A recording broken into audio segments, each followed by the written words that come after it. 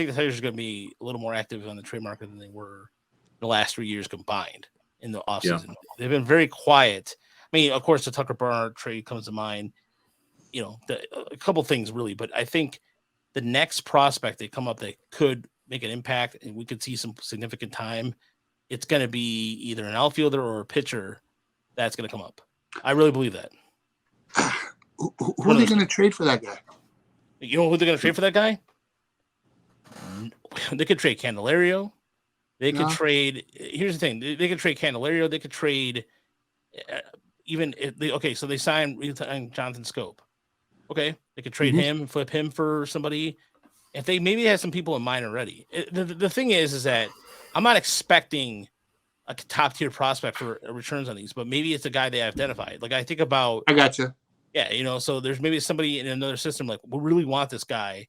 Someone who's ready to blossom. Yeah, ready to blossom. Right, exactly. Well, I'm with you. That I can see because I look at that major league roster. I mean, the reason they had a quiet trade deadline back in August is because it sucked.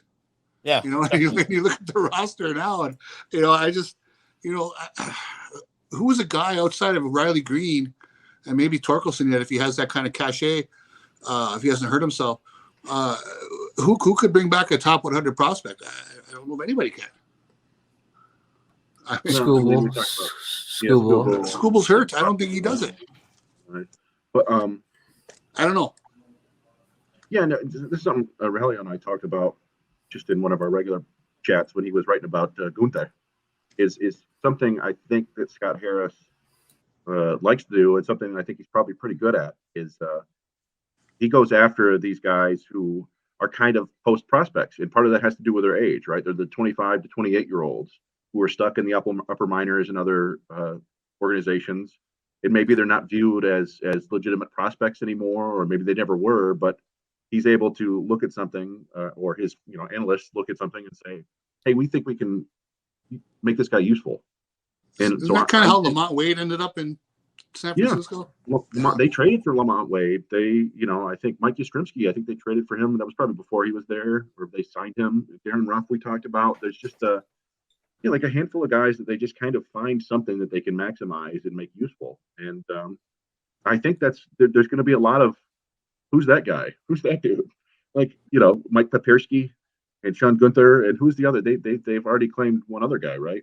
Wasn't there another 40-man ad they made? Not sure. Or was it just those two? I thought they added another guy, but in any event, it's going to be a kind of catcher. Are you talking about the catcher? Papierski is the catcher. I thought that there was another one between him and Gunther, but maybe I'm mistaken. Okay. But I just think it's going to be those types, and I think, they are probably technically still rookies or not necessarily prospects, but I think one of those guys may end up being, I think, the most impactful rookie next year, and he'll be 27.